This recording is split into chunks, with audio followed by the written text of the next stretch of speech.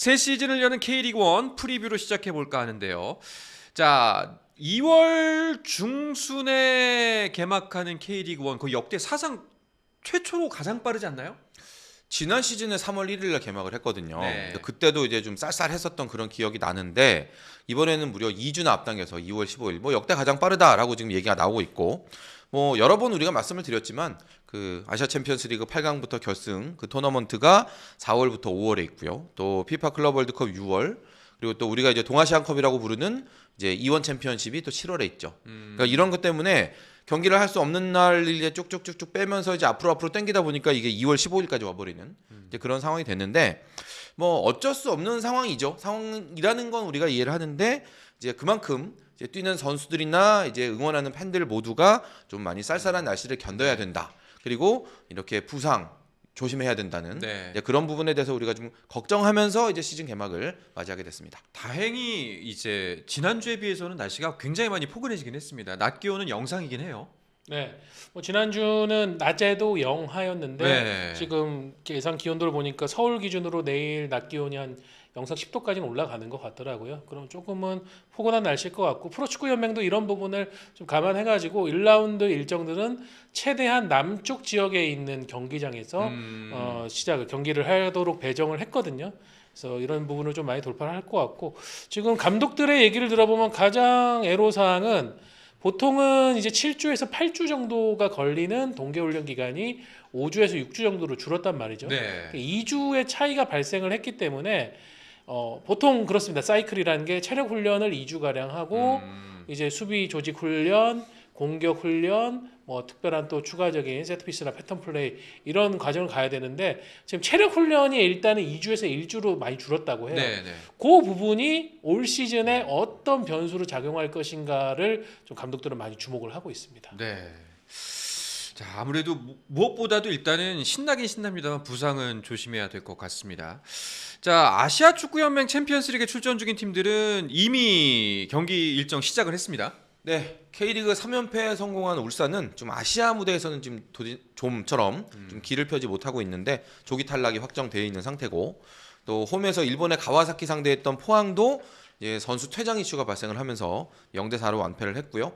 지금 16강이 아주 오락가락 한당한당하는 좀 이런 상태입니다. 반면에 지난 시즌 리그 순위가 9위였던 광주는 이제 일찌감치 16강행 확정을 지었고 지금 챔피언스리그 2 무대에 진출해 있는 11위 전북도 어제 그 태국 포트 FC 상대로 4대 0으로 대승을 거두면서 이 거스포엣 감독 오고 나서 처음 치른 공식 경기 아주 시원하게 이겼습니다.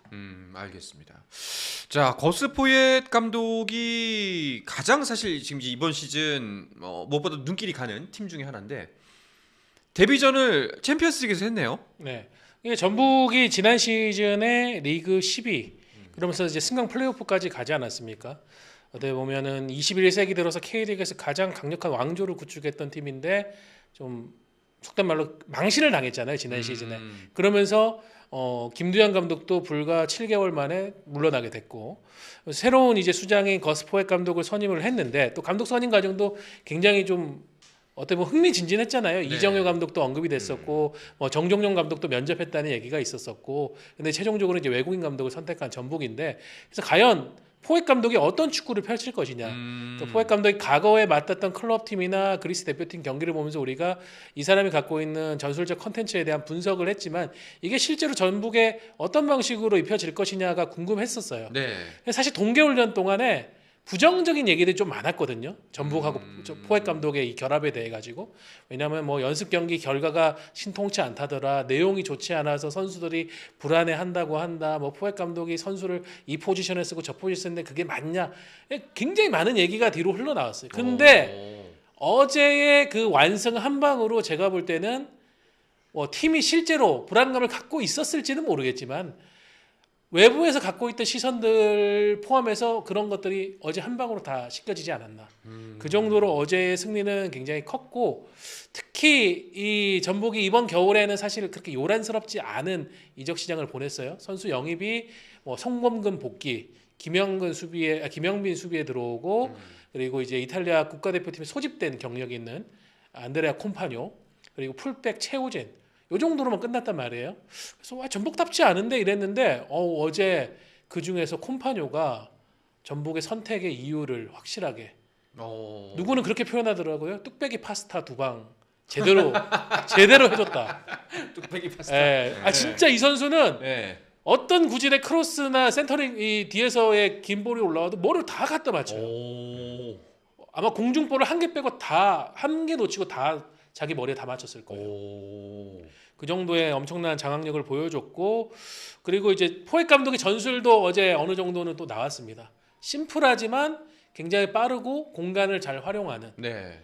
저는 굉장히 템포가 빠른 뻥축구라고 생각을 하는데 그런 어떤 포획 감독의 축구도 확인이 되면서 전북 팬들은 상당히 좀 기대를 걸 만한 데뷔전이 아니었나 싶습니다. 그러니까 4대0 완승이고 상대가 이제 물론 이제 우리나라보다는 조금은 떨어지는 수준의 리그 팀이긴 합니다만 그럼에도 불구하고 4대0은 의미가 있어 보이거든요. 송지훈 기자는 경기 어떻게 보셨어요? 어제 네. 저는 그 최근에 여러 시즌을 통틀어서 그 이승우 선수가 그렇게 미친 듯이 뛰어다니는 거는 처음 본 것 같아요. 그러니까 이승우 선수도 공격 본능이 좀 있는 그런 스타일이고 약간 좀 고양이처럼 살근살근 다가서 확 무는 그런 네. 스타일의 선수라서 뭔가 찬스가 없을 때는 약간 좀 걸어다니면서 차력을 비축하기도 하고 약간 그런 템포가 있고 본인의 어떤 템포가 있거든요. 근데 어제는 정말 그냥 이를 악물고 뛰어다니는 게 보이더라고요. 그 포획 감독이 포지션별로 선수들한테 이제 그 지시한 어떤 그런 내용들이 있다는데 어제 전체적인 축구를 보면서 미드필더들이 많이 고생을 하겠지만 어쨌거나 전북이 좀 더 지난 시즌보다 위력적이겠구나 네. 라는 점을 볼 수 있었고 콤파뇨 선수의 그 뚝배기는 이래서 이 포획 감독의 전술에 이 선수가 딱 맞겠구나 네네. 라는 걸 잘 보여줬던 그런 경기였던 것 같아요. 그리고 무엇보다 눈에 띄었던 게 전북 선수들이 전체적으로 좀 날렵하다. 왜냐면 포획 감독이 동계 훈련 내내 강조했던 점이 식단 그리고 체지방. 오죽하면은 태국에서 1차 전지훈련을 마치고 보통 이틀 정도 휴식을 갖고 3일째에 팀에 복귀하는데 복귀하자마자 한 게 단체로 병원 가가지고 체지방 측정했거든요. 그래요? 그러니까 약간 지난 시즌에 김학범 감독도 그런 부분을 강조했는데 포획 감독식의 어떤 저지방 축구. 네. 선수들이 어제 뛰는 게 훨씬 더 가벼워 보이고 상당히 어떤 멈췄다가 다시 뛸 때의 순발력이 작년하고는 좀 느낌이 달랐다. 그런 것도 전북이 눈에 띄었던 것 같습니다. 일단은 이제 K리그 1 개막전 이야기하면서 좀 더 깊이 이야기 나눠보겠지만 전북의 기대가 좀 많이 되는 건 사실인 것 같습니다. 챔피언스리그 얘기 좀만 더 해보면요. 울산 얘기 아까 댓글에도 많이 나왔는데 울산이 16강 조기 탈락 확정을 지었고 심지어 탈락은 둘째치고 조현우 선수 부상을 당했습니다. 이거는 너무 뼈 아픈데요. 네, 일단 조현우 선수가 후반 30분 가까이 갔을 때인데 브리람이 공격을 시도하는 과정에서 조현우 선수는 박스 안에서 공을 잡기 위해서 빠른 속도 뛰쳐나오고 있었는데 상대 선수가 사실은 공을 이제 잡을 수 있는 타이밍을 놓쳤음에도 불구하고 무리하게 들어오다가 상대 선수 그 무릎 쪽하고 조현우 선수 앞면하고 충돌을 했어요. 그래서 조현우 선수가 바로 쓰러졌고 다시 이제 뛰지를 못하고 그 실려서 교체돼 나갔거든요. 그래서 문정희 선수가 대신 들어왔는데 조현우 선수가 일단 급하게 태국 현지에서 CT 검사를 한번 촬영을 했고요. 오늘 이제 한국을 들어와 가지고 이제 울산에 있는 병원에 다시 한번 검사를 받았는데 이제 정밀 검사 결과 코 비골 이쪽에 비골 보통 이쪽 비골이라고 하는데 네. 이게 골절이 됐습니다. 그래서 아마 다음 주 월요일경에 수술을 받을 것 같아요. 네. 수술을 받으면은 선수가 이게 코가 완전히 붓기 빠지고 뼈가 붙는 데까지 약 6주 정도 걸리고 다시 운동을 해가지고 경기를 뛸 수 있는 몸 상태를 만드는 데는 총 8주가 걸릴 것 같습니다. 그래서 한 2달여의 공백이 있는데 이렇게 되면 울산은 지금 조현우 선수 같은 경우에는 울산 팬들 스스로도 그렇게 얘기하거든요.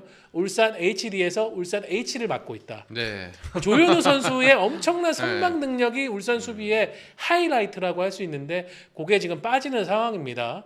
일단 이번 겨울에 울산이 세컨드 골키퍼로 서울 이랜드로부터 문정인 선수를 영입을 했고 네. 이날도 문정인 선수가 후반에 들어가가지고 마지막에 결승골 허용하긴 했지만은 그래도 선방을 좀 보여줬거든요. 문정인 선수의 역할이 중요해질 것 같고 또 조현우 선수의 결장이 미치는 부분 대표팀입니다.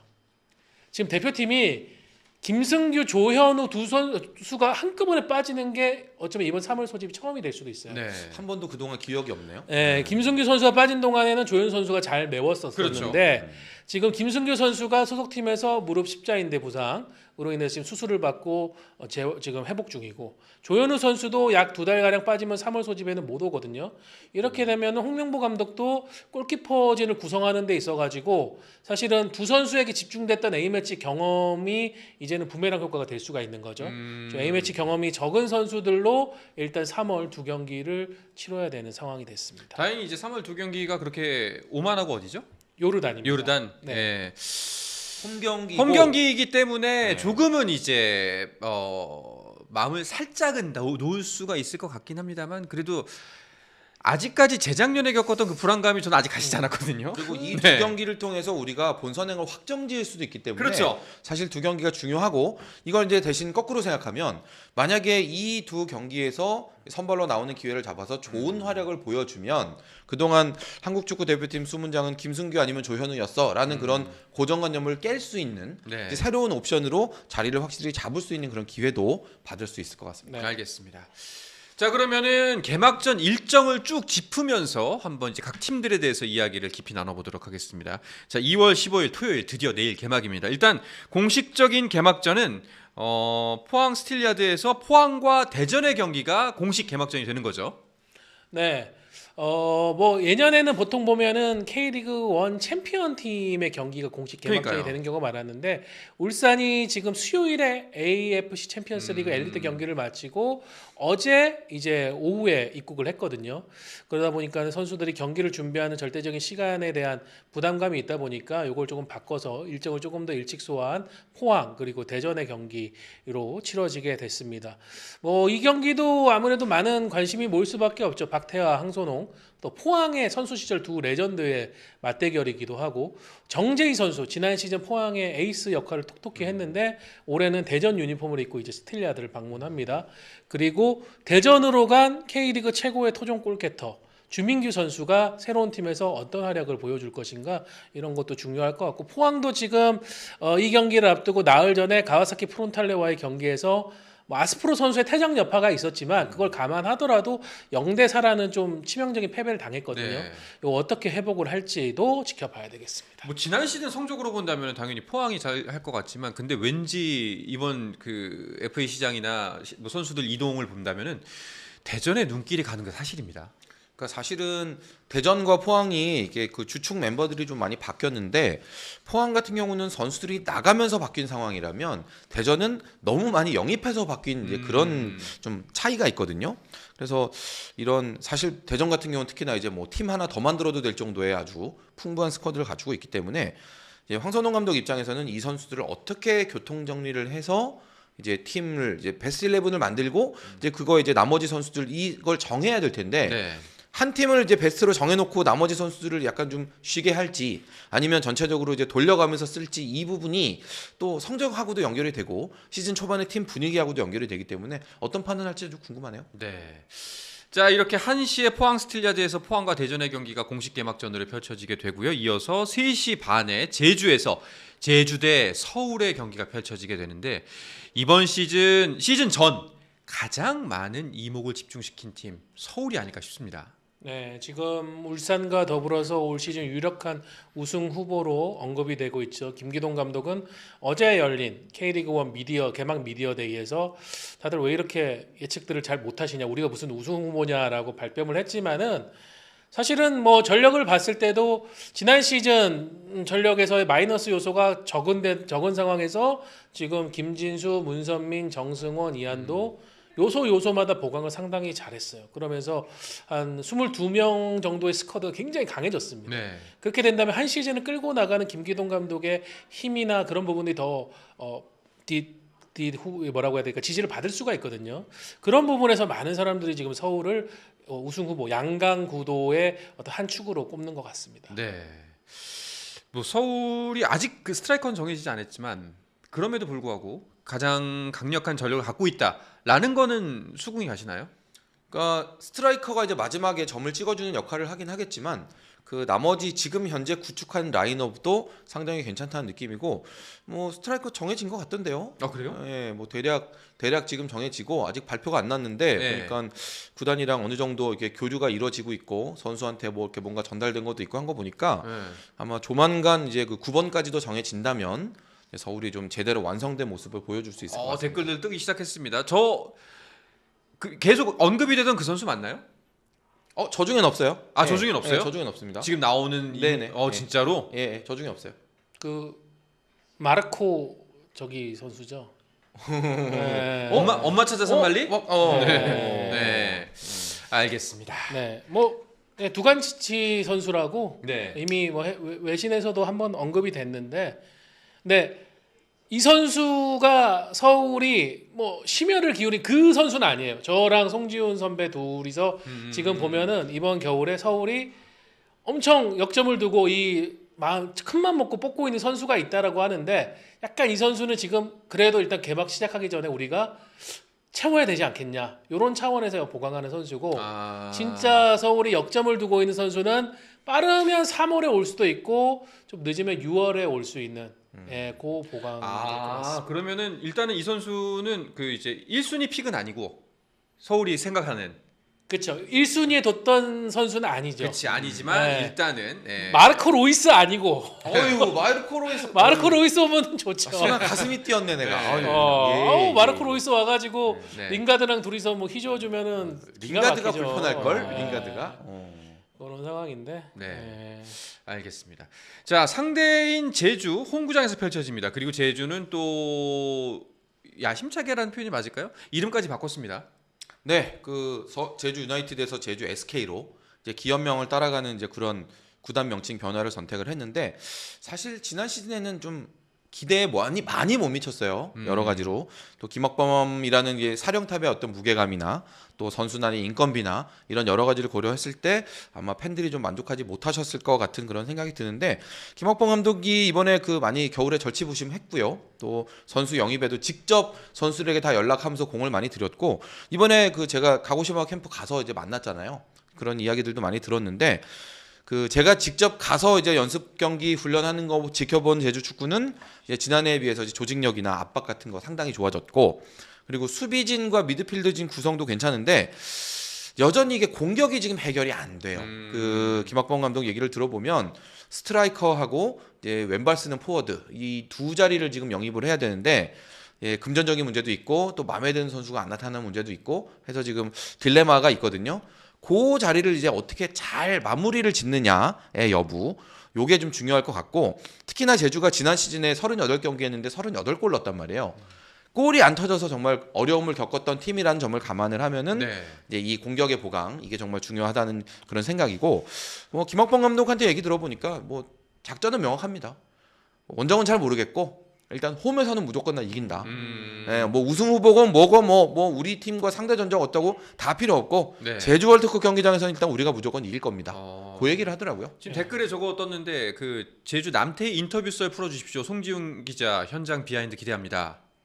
네, 제가 남태희 선수 만나가지고 인터뷰를 했었으니까, 남태희 선수 본인도 되게 지난 시즌 와가지고 결국은 골이 없었잖아요.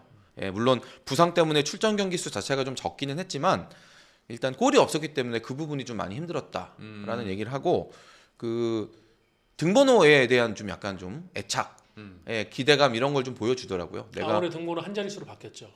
그렇죠. 그 전에 카타르에서도 달고 뛰고 또 대표팀에서도 달았던 그 등번호를 이제 회복을 했는데, 그 전에 일본에 있을 때 그리고 처음에 제주에 왔을 때 번호가 좀 아니었어요. 근데 자기는 그렇게 뭐 등번호 이런 거를 처음에는 신경 쓰지 않았는데 점점 이 번호가 주는 의미에 대해서 좀 많이 깨닫게 되더라. 남태 선수가 이제 별명이 중동 메시 혹은 남자르 이런, 손흥민 선수가 맨날 그랬어요. 남자르 이러면서 그 정도로 이 테크닉이 뛰어난 선수고, 새롭게 대표팀의 감독 도입이면 항상 남태희 선수를 초반에는 중용을 했었거든요. 그 정도로 탁월한 테크니션인데 그 진가가 올해는 좀 잘 나왔으면 좋겠고, 뭐 제주는 송지훈 기자 얘기한 그대로입니다. 지금 이 갑바 좋고 하체 튼튼하고 한데 머리가 부실해요 지금. 그 짤 있잖아요. 보통 보면은 막 보면은 그 멍멍인데 머리 조그맣고 이렇게 덩치런 약간 그런 느낌이거든요. 그래서 어제 미디어데이에서도 김학범 감독이 그런 부분에서는 조금 아쉬운 그런 얘기를 했는데, 그래서 제가 아니 뭐 그러시면 또 감독님 작년 하반기에 방패로 막다가 방패로 후들겨 패가지고 이기셨으니까 그걸로 또 전반기 때 가셔야지 하니까는 그거밖에 없어 이러면서 예, 얘기를 하시더라고요. 알겠습니다. 자, 그리고 2월 15일 세 번째 경기는 4시 반 광주에서 펼쳐지는 광주와 수원 FC의 대결입니다. 자, 이 두 팀은 어떻게 보시나요? 광주가 겨울이 참 보릿고개를 지금 넘고 있다고 해야 될까요? 그러니까 이정효 감독이 와서 지난 3년 동안 팀을 정말 잘 만들었죠. 뭐 강주는 이정효라는 브랜드 자체가 힘이잖아요. 네. 근데 이제 아무리 감독이 뛰어나도 결국은 그 피치 위에서 감독의 전술을 수행하는 건 선수들이고 거기에 대한 이해도라든가 기술, 축구 두뇌 이런 것들을 두루 갖춰야 되는데 정말 이정효 감독이 선수들을 발굴해서 가치를 높여놨습니다. 대표적인 선수가 정호연, 이희균, 허율, 이건희, 뭐 두현석. 근데 이 선수들이 싹 나갔어요. 네. 예, 뭐 광주가 재정적으로 어려운 것도 이유지만 동시에 이 선수들이 성장을 하다 보니까 또 그 성장에 걸맞은 큰 무대로 간다거나 큰 팀으로 간다거나 이런 것들이 다 맞물리면서 떠났거든요. 특히 정호연 선수가 갔을 때는 이정효 감독이 그때는 좀 뭐라고 해야 될까, 인간적인 어떤 이 사람이 벽에 부딪혔구나라는 느낌이 들 정도로 힘들어하는 것도 느껴졌었어요. 예, 그런 상황이지만 어쨌든 이정효 감독은 광주에 남았기 때문에 해내야 됩니다. 그렇죠. 지금 이제 새롭게 온 선수들하고 함께 광주를 올해도 일단 잔류를 시켜야 되고 또 더 높은 무대로 가야 되는데 그 부분을 과연 이정효 감독이 얼마나 매끄럽게 해낼 것인가. 네. 해낸다고 한다면 이정효의 브랜드 가치는 한층 또 올라가게 그렇죠. 되는 거고요. 제가 지난주에도 사실 말씀드렸던 건데 그 이정효 하면 뭐 김기동과 함께 K리그에서 이제 대표적인 전술가잖아요. 그리고 또 선수를 잘 만들어내는 능력도 이미 보여줬고 지금 김기동 감독과 비교했을 때 김기동 감독이 포항에서 정말 좋은 평가를 받았던 건 사실 이거예요. 매 시즌 주축 선수 한 절반 이상이 날아가고 새 얼굴을 메꿔야 되는 그 임기응변 능력, 그거를 이 포지션에 내 전술에 어떤 선수가 잘 맞고 그 선수를 잘 빨리 섭외해가지고 데려오고 그렇게 해서 여전히 포항을 계속 상위권에 올려놓는 요 능력을 인정받았기 때문에 지금 점점점 더 큰 기회를 얻고 있는데 올 시즌 같은 경우가 이정효 감독이 이제 그 능력까지 갖춰진다는 걸 입증한다면 이정효라는 브랜드도 이제는 광주라는 테두리를 넘어서 K리그 그리고 그 이상으로 진출할 수 있는 아주 좋은, 뭐 제가 보기에는 기회일 수도 있다. 위기이기도 하지만 기회일 수 있다라는 생각이 들고 저는 개인적으로 많이 기대하고 있습니다. 오, 그래요? 혹시 그 지난주 출장 가셔가지고 광주도 보셨나요? 광주는 그때 조금 일찌감치 중국으로 넘어갔기 때문에 광주까지는 가지 못했는데 뭐 이정효 감독하고는 자주 소통을 하면서 상황을 보고 있어요. 근데 지금 초반 상황이 또 좋지가 않은 게 부상자가 많습니다. 이게 광주가 환경, 그러니까 훈련을 할 수 있는 시설과 환경도 K리그에서 좀 가장 열악한 편에 속하거든요. 그러니까 잔디 상태가 좋지 않다 보니까 선수들이 연습 경기하다가 발목 다치고 훈련하다가 다치고 이러면서 지금 빠진 선수들이 꽤 있고 거기다가 주중에 있었던 AFC 챔피언스리그 엘리트 경기에서도 변준수, 유재호 선수가 다쳤어요. 변준수 선수는 그렇게 큰 부상은 아닌데 유재호 선수는 지금 뭐 한 3, 4주 정도는 빠져야 될 가능성이 있으니까 이렇게 된다고 하면은 또 초반에 쓸 수 있는 선수가 줄어드니까 그것도 또 이정효 감독의 고민이라고 할 수 있겠습니다. 네. 자, 이 광주와 대결을 펼치는 수원 FC는 어떤가요? 수원 FC는 일단은 김은중 감독도 조금 쉽지 않은 상황인데 극적으로 팀에 잔류하면서 선수단을 정비를 했는데 수원 FC도 지금 전력 이탈은 만만치 않습니다. 정승원, 강상윤 이런 선수들이 떠났고 그 자리를 메우기 위해서 데려온 선수도 대부분 K리그 2에서 좀 데리고 온 원석과 같은 선수들이거든요. 이걸 얼마나 이제 김은중 감독이 잘 세공할 것이냐 이 부분이고 그나마 다행이라고 하면은 작년에는 수원 FC가 외국인 선수 덕을 거의 못 봤어요. 안데르손이 대박을 터뜨리긴 했지만은 나머지 외국인 선수들의 기여도가 상당히 낮았는데 올해는 김은중 감독이 이제 스카우트진하고 같이 고민을 하면서 파블로 사바그, 모하메드 오프키르, 르로 야반다 3명의 선수를 직접 뽑았거든요. 이 선수들의 기여도가 작년 외국인 선수들보다 높을 것이다. 이 부분은 플러스 요소라고 할 수 있습니다. 네. 스포츠 플러스 한정의 무대